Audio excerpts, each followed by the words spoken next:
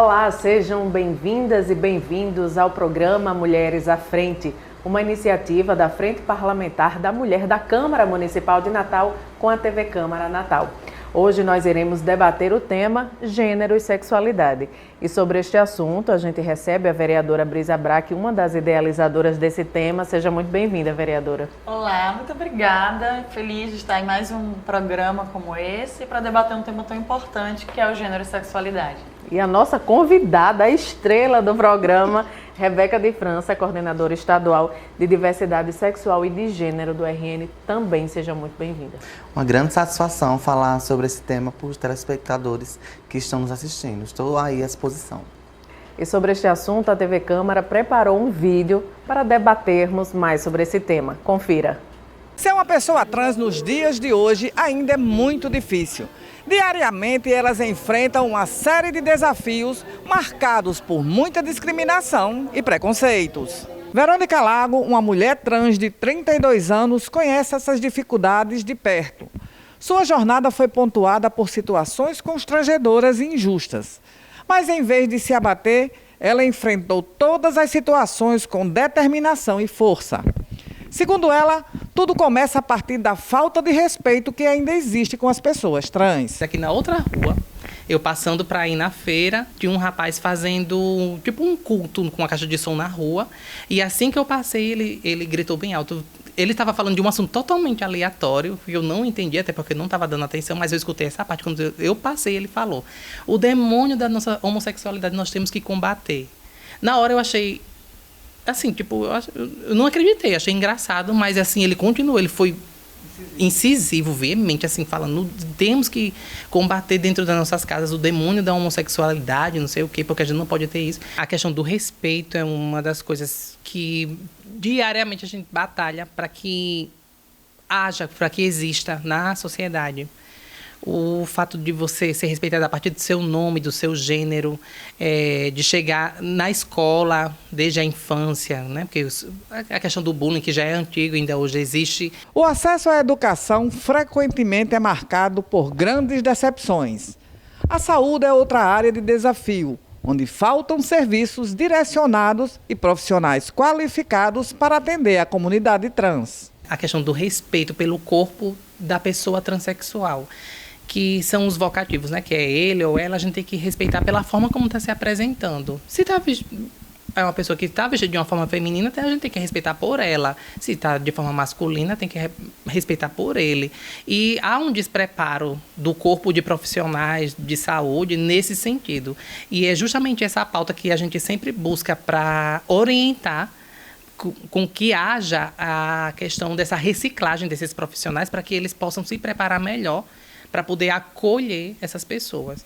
Aqui em Natal existe o Centro LGBT, que também funciona no Laboratório TT, né, que é trans e transexual, que faz esse acolhimento em todo esse preparo. Essa equipe ela tem esse preparo. Mesmo com todas as adversidades, Verônica decidiu agir e fundou a ONG A Transparência, que realiza ações para a comunidade trans e pessoas que vivem em vulnerabilidade social. Surgiu em 2012, foi num evento de uma feijoada promovido com Jaqueline Brasil, que é um grande nome, junto com Rebeca de França, que fazia parte da ONG Atrevida RN. E nisso, pela questão de só haver a Atrevida até então, a Rebeca de França tomou a iniciativa de criar a Transparência, que hoje em dia é uma ONG que tem um nome já em âmbito estadual, como a Atrevida também. E essa batalha ela é grande, temos várias representantes em vários municípios aqui do estado, e a tendência é crescer, porque, como eu disse, a melhoria ela é contínua, a batalha ela é árdua. O caminho é longo, é sofrido, mas a gente vai conseguir unindo forças. Nós não estamos sozinhas. Vocês não estão sós. Pode contar conosco, pode contar com a Atrevida RN da Jaqueline Brasil, pode contar com a Transparência RN, que é nossa. Essa batalha, eu sei que é difícil, eu sei que é complicado, mas saibam que vocês não estão sozinhos. A busca pelo respeito, a busca pela dignidade, a busca por participar da sociedade, porque nós temos vez, voz, voto, temos que buscar oportunidades e nós vamos conseguir. Vereadora, qual é a importância, eu também estendo a pergunta à Rebeca qual é a importância de debatermos esse tema numa TV pública, no ambiente legislativo, na esfera da educação. Perfeito. Então, todos os dados, infelizmente, ainda nos comprovam a necessidade, a urgência de seguirmos debatendo gênero e sexualidade.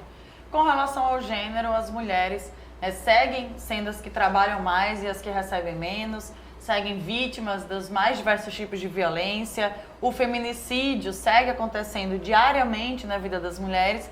Quando a gente fala do debate de gênero e sexualidade, nós estamos trazendo também todo um debate com relação à identidade de gênero e à livre orientação sexual, que é um debate muito pertinente. O Brasil segue ocupando o vergonhoso ranking de ser o país que mais mata pessoas transexuais no mundo. Isso por si só já poderia nos dizer da necessidade, né, de construir esse debate dentro dos espaços políticos, nas TVs abertas, em todos os espaços, inclusive nos espaços educacionais, que eu acho que a gente vai adentrar mais aqui hoje também sobre isso. Como professora, e agora eu estou coordenadora estadual, eu não posso deixar de relembrar que quando a gente fala sobre o gênero, a gente fala sobre xingamentos, né? E aí, pasmem, que o primeiro xingamento que é nos dado, você imagina qual seja? Não, né? Mulherzinha. De onde mulherzinha vai ser xingamento, né? Então, o debate de gênero, ele precisa esclarecer as crianças que mulherzinha não é um xingamento. Pelo contrário, ser mulher tem que ser elogiado. Rebeca, por quê? Por algum tempo, por que esse debate ficou velado? Porque não hoje que vem se debatendo em maior escala ou em maior visibilidade essa questão de gênero? O movimento social ele tem batido bastante na tecla do respeito, da dignidade, e a gente tem há muito tempo mostrado anuários que a gente faz de mortes, de violências, de suicídios, que por muito tempo permaneceram silenciados, né? E aí, a partir do momento que o movimento rasga isso para o mundo e instituições internacionais começam a se apropriar desse debate, começa a cair nas mãos do governo federal, do governo estadual, do governo municipal, a suscitar demandas que minimizem isso.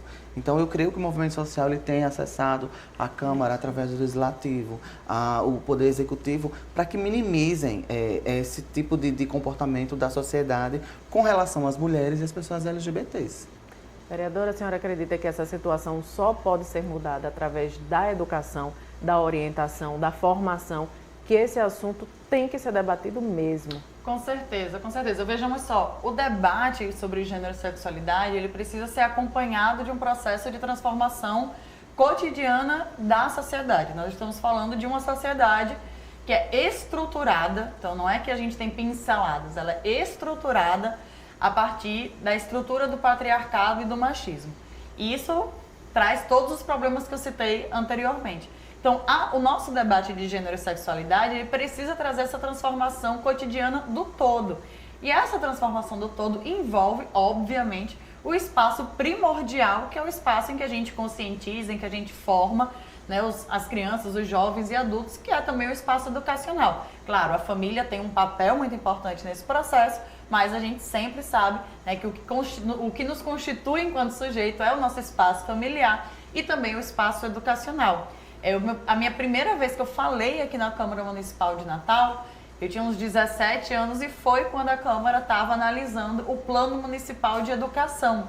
Acho que a Rebeca estava também, né, a gente se conhecia ali da luta dos movimentos sociais e foi um debate muito difícil, porque todo esse debate em torno do gênero e sexualidade foi deturpado e foi, né, levado a se acreditar que não era um debate importante naquele momento, e mais do que isso, quase como se vetado socialmente. Então a palavra gênero parecia que era um xingamento, parecia que era uma palavra que não podia. Eu gosto de dar o exemplo que até o termo gênero alimentício precisou ser cortado do plano de educação porque tinha a palavra gênero, para ver o tamanho do absurdo que a gente passou. E aí a gente colhe os frutos disso porque mais ou menos 10 anos atrás, nós não incluímos os debates de gênero e sexualidade nos âmbitos educacionais. Ou seja, nós seguimos formando gerações de jovens, né, de adultos que não estão tendo contato diretamente, obrigatoriamente, claro que algumas escolas, né, algumas professoras, tenho certeza que a Rebeca faz isso na sala de aula, né, por enfim, por uma questão própria, discutem isso, mas não está obrigatoriamente. E a gente só vai conseguir construir um outro modelo de sociedade, uma outra visão, como a Rebeca disse, que as pessoas não pensem que chamar de mulherzinha é um xingamento, não pensem, né, que chamar de gay, de chamar de viado é um xingamento, e isso a gente só vai conseguir constituir, desnaturalizando o que são essas agressões verbais, né, reconstituindo o que a gente olha, né, como o que é positivo, o que é negativo, o que é superior, o que é inferior, e infelizmente até hoje a gente tem, né, essa compreensão de que tudo relacionado ao masculino está num lugar de superioridade, e o que está relacionado ao feminino está em um lugar de inferioridade. E isso a gente precisa da educação para conseguir transformar. Muito bem, né? Fala muito bem. Adorei, fala perfeita. Rebeca, vereadora, nós vimos no VT que a Verônica Lago, ela enfrenta inúmeros desafios na educação, até na forma de tratamento, o pronome adequado. Ela falou, as pessoas devem ser tratadas com o pronome às quais elas gostam. Elas devem ser tratadas. Então, quais são essas dificuldades? Acho que Rebeca sente na pele, sim, né?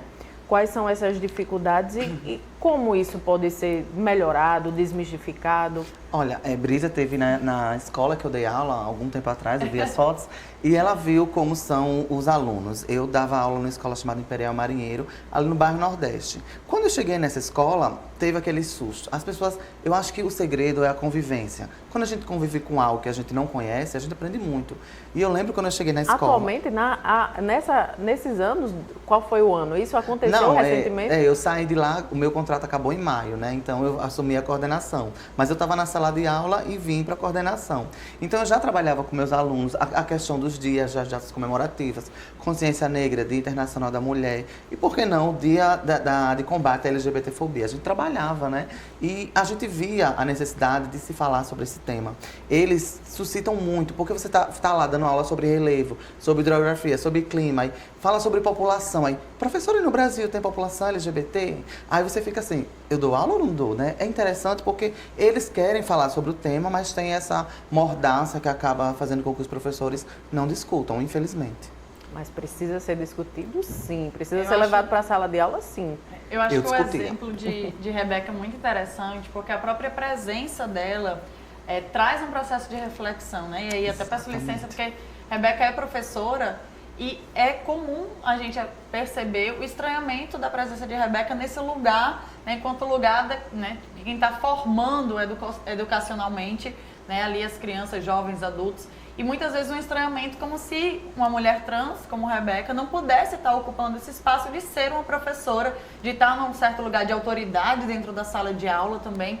É como se as mulheres trans só estivessem, né, fadadas à prostituição, a outras profissões à margem da sociedade, né? Inclusive a gente tem dados que nos causam também esse incômodo de como, por exemplo, empresas, mulheres trans eram contratadas para empresas de telefonia, porque nesse caso o corpo delas não era visto, apenas a voz era ouvida. Então você vê como era esse corpo não aceito na sociedade. E nós estamos num processo, né, de muita luta, muito árduo do movimento de mulheres, com o movimento LGBT, com as nossas representações dentro dos parlamentos, para dizer que as mulheres, no seu conjunto plural, mas, né, acolhendo também as mulheres trans, elas podem estar onde elas quiserem. Assim como há muitos anos atrás a gente lutou para que nós, mulheres cis, né, pudéssemos estar nos lugares de poder, chefiando as empresas, etc. Hoje a gente luta para que as mulheres trans também possam estar em todos esses espaços. Eu acho que a Rebeca é um exemplo disso, porque ela ser professora causa esse estranhamento. É como se ela não pudesse estar nesse espaço. A gente sabe que, infelizmente, não são muitas mulheres trans que têm essa oportunidade. E isso é um problema da sociedade, não é um problema individual das mulheres. É um problema nosso, né, que reproduz ainda um preconceito da falta de oportunidade. Muitas, inclusive, não conseguem nem finalizar o ensino médio, justamente por esse problema, né, do convívio, da convivência, da falta de respeito. Como que a gente vai exigir, então, que elas estejam? Nós que temos que nos colocar no lugar, que temos que garantir o respeito nos espaços e a garantia de oportunidade para que essas mulheres e homens trans também, né, possam estar em todos os espaços. Vereadora, a garantia dos direitos da população trans é uma bandeira muito forte de seu mandato. Sim. E A Verônica Lago falou na entrevista, na nossa matéria, que às vezes não é tão bem acolhida na rede de saúde. A senhora acredita que esse também é um dos desafios e mudou alguma coisa para melhor ou está estagnado esse tratamento, essa falta de preparo dos profissionais? Então, talvez o que eu possa dizer que mais mudou tem sido o interesse dos profissionais de saúde de conseguirem, né, lidar, de dar assistência em torno desse tema. Eu fico bem feliz porque aqui em Natal, né, eu sou autora da lei que instituiu o Sistema Integral de Saúde LGBTI+, no município de Natal. Hoje é uma lei sancionada, uma lei ordinária. A gente tem feito parceria com os movimentos sociais, a própria Verônica, mas também parceria com a universidade, né, com os cursos de saúde coletiva, medicina, enfermagem. O conjunto de professoras e estudantes tem ido até as unidades básicas de saúde fazer capacitação para os profissionais. E quando a gente chega, me chama a atenção porque os profissionais querem se capacitar nesse tema. Eles dizem, a gente se formou há 20, 30 anos atrás, a gente não via isso na nossa formação profissional. Mas hoje a gente encara no cotidiano, não é um caso específico, né? Toda unidade básica de saúde, são várias pessoas LGBTs que procuram os atendimentos e a gente muitas vezes de fato precisa parar para pesquisar, para ouvir algum colega, porque a gente não tem essa qualificação, né? São corpos que passam por processo quase sempre de transição, de hormonoterapia, né? Que precisam de uma série de cuidados. Então, que a gente precisa garantir esse direito básico, que é um direito à saúde. Você sente isso, Rebeca? Falou sobre esse estranhamento na sala de aula, eu até perguntei, mas quando? Recente? Porque para mim já é uma coisa tão natural que me causou estranhamento, o estranhamento das pessoas. Não, e mas pior, você sente isso? Com os alunos, Brisa, foi muito tranquilo. Eu acho que essa juventude de hoje, ela tem assim o viés que talvez a geração anterior à minha não tinha. Na sala de aula foi muito tranquila, a aceitação, os temas, inclusive eles me adoram lá. Beijo pessoal do Imperial Marinheiro. O problema foi com os pais dos alunos. Assim, teve um pai de um aluno que ele disse que não era para ele me chamar de professora. Esse é o único caso. E aí eu levei para a direção, que a direção da escola também são pessoas assim extremamente comprometidas com a educação. Chamaram o pai, observaram. E no Dia das Mães que eu estava lá participando da festa, a mãe me viu e disse, eu não tenho como chamar Rebeca de professor, nem dele não, Rebeca é uma mulher. Então, muitas vezes, quando chega a notícia, né, tem um viado dando aula para o seu filho. Muitas vezes as pessoas não englobam toda a sigla LGBT numa conjuntura errônea, como, por exemplo, aglutinar a gente no termo viado, né? Aí vou lá olhar, não é viado, é uma travesti, é uma mulher trans, não entende. Então isso também é porque não tiveram educação e não sabem decifrar quais as letras e quais são as pessoas que participam dessas letras, né? Você acredita que na área da saúde, já que a vereadora falou sobre isso, precisa essa capacitação? Quando o Brisa falou, veio assim um túnel do tempo na minha cabeça e eu imaginei quando a gente era fadada apenas a AIDS, né? Qualquer LGBT que sentisse qualquer coisa, tô com a dor de dente, já fez exame de AIDS? Eu tô com febre, já fez exame de AIDS? Arrancou a unha do meu pé, já fez exame de AIDS? Como se fosse exatamente uma doença autoimune voltada só a uma parte da população. Então, qualquer coisa que a gente chegasse numa UPA, qualquer espaço médico, a gente era fadada a AIDS. E hoje a gente conseguiu aumentar esse debate. A gente tem agora no estado 2 grandes ambulatórios do estado, um em Mossoró e um aqui na capital, que atendem essa população, e a gente vê que é um leque de possibilidades. Vai desde exame cardiológico ginecológico, justo, não é só. Os homens trans precisam desse acompanhamento. E eles são os mais beneficiados porque eles falam que não iam em consultas ginecológicas porque eles não eram bem tratados, não eram recebidos, e até na fila esperando, o médico se recusava, achando que eles eram homens cis.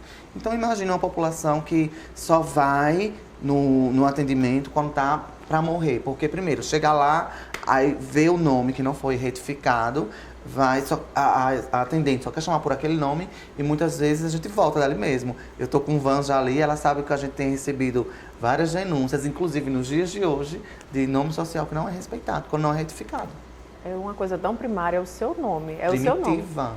Você tem que ser chamado pelo nome que você quer ser chamado. Exatamente. Não é o julgamento dos Todo mundo chama outros. Xuxa de Xuxa, Pelé de Pelé, Pois mas ninguém é. quer chamar a gente pelo nome. Pois é. É muito estranho É isso. muito estranho isso ainda. É difícil até de acreditar nos dias de hoje, não é, vereadora, que isso Não, aconteça? Totalmente. Eu lembro que um exercício bem interessante que a gente fazia nas capacitações, nas unidades básicas de saúde, a gente levava um bonequinho do corpo do ser humano, quase como aquele biscoitinho assim, né, que é o formato do bonequinho, e a gente apontava o que tinha a ver com a mente, né, com a nossa cabeça, com a questão psicológica, o que tem que aí é a nossa identidade de gênero, né, como que a gente se identifica, é uma questão nossa, o nosso coração, porque aí é por quem a gente se atrai, né, a nossa orientação sexual, porque inclusive a nossa identidade de gênero não está associada diretamente à nossa orientação sexual. Você pode ser uma pessoa trans, hétero, você pode ser uma pessoa trans, né, gay, lésbica. Então, Exatamente. separar também essas questões é muito importante. Eu acho que é um desafio ainda, né, nos debates. E a setinha, como a gente estava no ambiente de saúde também, né, para o órgão genital, que ali é um órgão genital para se tratar no sentido biológico, no sentido genital daquela pessoa. Mas o pronome você vai respeitar a identidade de gênero e entender que a identidade de gênero é outra coisa, né? A identidade de gênero é uma coisa, a orientação sexual, a atração, por quem se sente atraído é outro debate.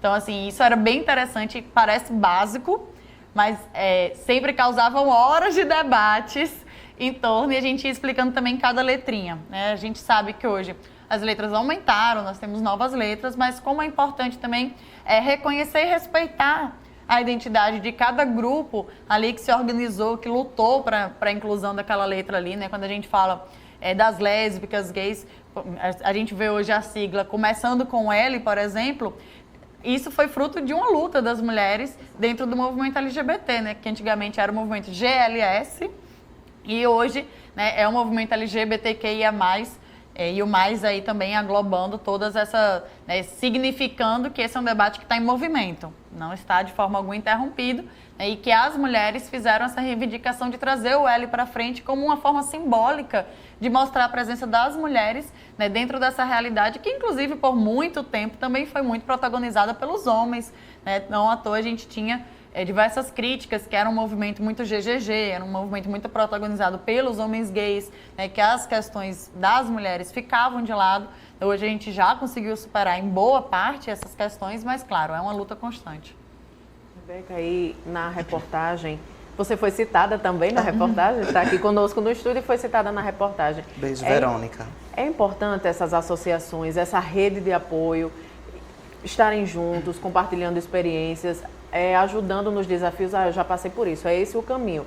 É importante isso? Olha, sem dúvida. Há 10 anos atrás, quando eu entrei no movimento social, eu jamais imaginaria um cenário como a gente tem hoje. Falei dos ambulatórios. Tem um projeto Transcidadania que está em curso, que é um projeto que propõe que as mulheres trans, travestis e homens trans venham estudar novamente, façam um curso para se qualificar e pensem, projetem uma profissão no futuro. Porque há 10 anos atrás a gente era fadado apenas à prostituição.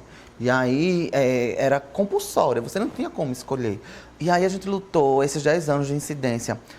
Imagina, protocolar um tratamento fora domicílio para você poder fazer o tratamento da hormonioterapia. A gente tinha que viajar para Recife, viajar para Salvador. O Estado gastando muito com o TFD, quando poderia gastar menos e ter um ambulatório, né? Hoje a gente é atendida aqui em Natal, no ambulatório Murilo Gonçalves, que fica lá nas Quintas, e isso mudou totalmente a qualidade de vida da população trans. Além disso, a gente não envelhecia, você não via uma trans idosa, porque a gente também é fadada a viver apenas até os 35 anos. Então, a gente também tem notado essa qualidade de vida. Eu estou com o Vanja ali, que tem seus 50 e poucos anos, tem a Amanda, que tem 60, tá vendo? Então, a gente não via a população trans envelhecer, vereadora. Hoje a gente já consegue colher esses frutos. E talvez no estudo futuro a gente vai ver como o hormônio é benéfico ou não na nossa vida, porque a gente nunca teve tanta trans sendo atendida usando hormônio e sendo medicada e sendo vista pelos médicos. Então, tudo que está acontecendo hoje é muito benéfico à nossa população. A sociedade não perde nada escutando, ouvindo e estudando sobre a gente. Os cursos que a vereadora falou que a procuram é muito importante, porque eu também escuto isso quando eu vou fazer uma palestra como coordenadora da diversidade sexual e falando sobre essa diversidade que existe no Rio Grande do Norte e no Brasil, e elas falam a mesma coisa. Não tive a oportunidade de ver isso no meu curso, por isso que eu vim me inscrever para assistir sua palestra. É uma sede que as pessoas têm de aprender, porém, por conta de debates errôneos, de uso errado das nomenclaturas, os debates acabam sendo esvaziados ou não acontecendo. Mas é muito importante sim que aconteçam. A vereadora tem um projeto interessante, eu nunca me esqueço desse projeto, de incentivar as mulheres a fazerem oficinas e ter capacitação em locais que geralmente são ocupados por homens, né? As mulheres por trás das câmeras, mulheres cinegrafistas, e poderia ter uma iniciativa pública para isso, né? Para incentivar a capacitação, a longevidade, os cuidados em saúde. É importante também as políticas públicas estarem inseridas nisso. Não, com certeza. O que a Rebeca fala do Transcidadania foi uma luta, é uma luta do movimento trans e do movimento de mulheres de muito tempo, a nível estadual, mas também a nível municipal, né? Foi aqui desde a época da companheira Natália Bonavides, passou, né, para a vereadora Divaneide, agora nós seguimos com essa luta aqui dentro do parlamento. Então não é uma luta simples, porque inclusive nós temos ainda um preconceito velado que muitas vezes no momento de se instituir essas políticas públicas, esse preconceito ele reaparece, colocando que essas políticas públicas reforçam um processo de vitimização, que é mimimi, que é privilégio para essa parte da população, da sociedade. Então, assim, ainda há esse desafio, assim como a gente teve, por exemplo, há 10 anos atrás, o debate de dizer que as cotas raciais não eram privilegiar as pessoas negras, mas que era um processo de reparação histórica necessário. Então, nesse momento, a gente está tendo que fazer esse mesmo caminho, assim, de conscientização, de que o transcidadania não é um privilégio para as pessoas trans, mas que é uma reparação histórica com essas pessoas que não conseguiram ficar dentro da sala de aula, não conseguiram se profissionalizar, não conseguiram estudar, porque o ambiente era tão agressivo, né, era tão preconceituoso que não possibilitava. Então, é uma reparação histórica.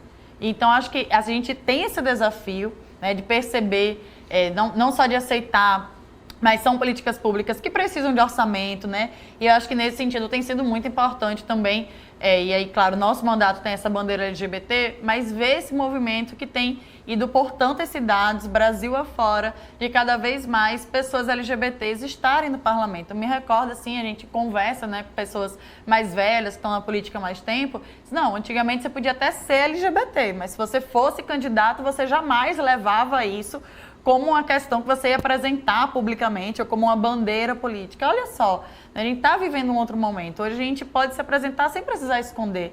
Eu sempre disse, nunca vou deixar de esconder quem eu sou para ser candidata. Muito pelo contrário, isso faz parte de quem eu sou e das causas políticas que eu defendo. Então, acho que isso é um processo de mudança muito importante. Como eu disse, estamos longe de resolver o problema como um todo, mas acho que estamos caminhando. Recentemente teve o tema da prova do Enem, que abordou o gênero, a mulher como a sobrecarga de trabalho. E eu queria que vocês comentassem sobre a importância de toda essa comunidade, dos alunos, de participarem desse debate por meio do Enem. Rebeca e a vereadora. Vai, professora. Vou começar. É muito interessante. Agora eu vou voltar à professora. Quando a gente está na sala de aula, que a gente faz uma pesquisa, eu tive a ideia, a gente estava no ano do censo, né? E a gente fez uma pesquisa do censo da escola. E a gente montou as perguntas, os questionamentos e eles pesquisaram no turno da manhã e da tarde. A maioria das crianças são solos, são filhos de mães solos. E cadê esses pais, né?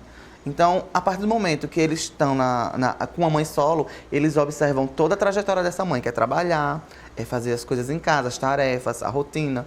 Então, eles têm uma percepção totalmente diferente. Talvez esses alunos até tenham notas melhores no Enem, porque acompanham essa rotina. E essa rotina não é só da escola que eu dei aula, não é só de Natal, não é só do Nordeste, é do Brasil inteiro. A gente sabe o quanto as mães, elas estão criando esses filhos sós e precisam trabalhar, deixar com a avó, deixar com o vizinho. Eu sou filha de mãe solo, minha mãe precisava trabalhar numa fábrica para poder cuidar da gente, éramos 4. Então, eu também me sairia bem nesse texto do Enem. Então, sem dúvida que mais textos como esse venham, eles englobam, eles endossam essa discussão do gênero, às vezes até sem as pessoas sentirem, né? Que essa é a melhor parte. Discutir gênero na prova do Enem, muitas vezes nem está percebendo. Às vezes uma pessoa extremamente de direita está falando de gênero porque acompanha a rotina, muitas vezes até na própria igreja não sabe que está discutindo sobre gênero na prova do Enem. Eu achei fantástico. Que bom, né, vereadora, que Não, teve esse tema? Foi muito bom, foi um tema muito atual. E um tema muito urgente, né? Tem feito parte, inclusive, eu sou militante da Marcha Mundial das Mulheres, que é um movimento feminista, e tem sido uma das principais agendas políticas que a gente tem apresentado. O Ministério das Mulheres tem apresentado uma agenda política também em torno dessa pauta, que é reconhecer o trabalho do cuidado como trabalho, como o próprio nome já diz, né? Acho que gosto de parafrasear aqui, inclusive deixo a dica de leitura também para quem está assistindo, a Silvia Federici, que é autora do livro O Caliban e a Bruxa, que é um livro fantástico que fala, né, sobre toda essa questão da sobrecarga da vida das mulheres, como isso vem através da história, se estrutura, e ela tem uma frase, enfim, que pode demarcar aí que o que vocês chamam de amor, eu chamo de trabalho não remunerado. Então, tudo que nos foi ensinado, né, que era a responsabilidade das mulheres, cuidar das crianças, cuidar dos idosos, cuidar de quem fica doente, e que esse nosso cuidado seria a partir do carinho, do amor que a gente sente, na verdade é um trabalho não remunerado, um trabalho que sustenta a sociedade e que sem ele não estaríamos aqui com as nossas roupas limpas, alimentados, né, com tudo isso acontecendo ao nosso redor. Então, ou a gente reconhece todo esse cuidado como um trabalho que não está sendo remunerado e reconhecido na vida das mulheres, ou a gente vai seguir, né, com essa estrutura de desigualdade. Então, acho que o tema foi super pertinente, com certeza colocou muita gente nesse lugar de reflexão, da autorreflexão, de compreender, né, a sua história, a história da sua família, de olhar talvez com outro olhar mais sensível até para suas mães, suas avós, as mulheres, né, que estão no seu entorno. E eu espero aí que a gente possa ter várias notas 1000 nessa redação, que a mulherada tenha arrasado e que as universidades no próximo período estejam cada vez mais pintadas de povo, como a gente gosta. Às vezes nas famílias os homens dizem, eu vou ajudar a minha esposa, vou ajudar. Não é ajudar, é fazer, é dividir o trabalho. Exatamente. Você, filha de mãe solo, sabe sim. quão trabalhoso é. Sim, sem dúvida. Que ela precisaria ter um apoio, não talvez de um companheiro, uma companheira, mas uma rede de apoio, de familiares, de uma creche, de um colégio em tempo integral, talvez. Minha mãe só procurava escola de tempo integral. Pois é, a rede de apoio vai além da família. Aí a gente já volta para as políticas públicas, não é isso, Rebeca? Exatamente. É muito bom também a gente ter na Câmara vereadoras como Brisa e outras mulheres vereadoras, porque eu acho que ninguém melhor do que elas para falar o que elas vivenciam, né? Não tenho dúvida. E eu até, viajando por esse Brasil, escutei um comentário que eu até faço questão de falar, né? O seu estado adora eleger mulher governadora, né? Pelo histórico de ter muitas mulheres. Eu fiz, é problema ter mulheres governadoras? Qual o problema de ter mulher governadora, assim? Talvez não soubesse nem que o Rio Grande do Norte já teve o primeiro voto feminino, teve a primeira mulher prefeita da América Latina. Então, as pessoas às vezes fazem comentários que a gente não entende, né? Para mim é ótimo ter governadoras mulheres, que tenham mais. Prefeitas, governadoras, vereadoras, deputadas, a gente quer mulher no poder. Sim. E para finalizar a nossa entrevista, eu sempre peço para a vereadora convidada, para a nossa entrevistada, deixarem uma mensagem ligada ao tema de fortalecimento, nem que seja assim, eu estou aqui para receber, para apoiar. Qual a mensagem? Eu vou pedir para a Rebeca e em seguida para a vereadora deixar uma mensagem para a gente finalizar esse programa. Quer que eu vá primeiro? Quero. Ótimo, que já combinamos aqui. Já faz assim, da esquerda para a direita. Então, eu queria começar só agradecendo a nossa convidada, a Rebeca, que se fez presente aqui hoje. Agradecer também quem acompanha o programa. E nesse momento, né, mais uma vez ressaltar que o nosso mandato está de portas abertas para todas as mulheres trans, homens, pessoas LGBTs, né, que precisem procurar algum serviço público, que tenham dúvidas nesse momento. Infelizmente, como a gente tratou aqui, né, a sociedade ainda é muito demarcada com o preconceito, com a intolerância, e que esse debate que a gente está fazendo aqui, gente, é sobre respeito, é sobre dignidade, sobre respeitar o próximo. Ninguém aqui está querendo, né, obrigar você ou quem está do seu lado a ser de nenhuma forma que não queira ser. A gente está querendo pautar aqui o respeito. Então, cada um e cada uma pode seguir com seus desejos individuais, né, com as suas opiniões individuais. O que a gente não pode é não respeitar o próximo, não respeitar uma identidade de gênero, não respeitar a orientação sexual, é seguir reproduzindo o ódio, a intolerância, o preconceito. Que a gente possa construir uma sociedade pautada mais no respeito, pautada no amor, pautada na igualdade, na solidariedade. Eu tenho certeza que todo mundo sai ganhando com isso. Não somos só nós, pessoas LGBTs, mas o todo da sociedade. Sou eu, né? Já chegou, já passou a bola. Vamos lá. Entrar nessa Câmara Municipal, aqui na TV Câmara, remete muita lembrança triste. Quando teve a primeira atividade vinculada para nós, travestis e transexuais, nós somos barradas de entrar na Câmara. E hoje eu volto aqui como coordenadora estadual. Então a gente vê que existe uma esperança sempre no fim do túnel. Que quando acontecer qualquer coisa com vocês, telespectadoras trans ou não, não se deem por vencidas. O caminho é árduo, vai parecer difícil muitas vezes, mas sempre tem uma luz boa no fim do túnel. E aqui eu falo como travesti, como mulher trans, como professora e hoje como coordenadora de diversidade sexual e gênero do Rio Grande do Norte. Se precisar, estamos à disposição através do nosso telefone e também estamos lá no prédio do Governo do Estado. A coordenadoria está 100% aberta para todos os públicos. Quem se sentir menosprezado ou tiver qualquer direito que achar que foi vítima, nos procure. E você só chegou onde você está porque você não parou de lutar. Eu ainda não parei porque ainda não cheguei onde eu quero. Muito bem. Ainda tem mais caminho pela frente. Siga firme no seu caminho. Muito obrigada. Agradeço a você, Rebeca. Agradeço também, vereadora Brisa. Voltem mais vezes, porque o programa teria que ter 2 horas, 3 horas. Voltem mais vezes. Agradeço demais. Obrigada. Obrigada. E eu me despeço. Fico por aqui. Até a próxima edição. Tchau.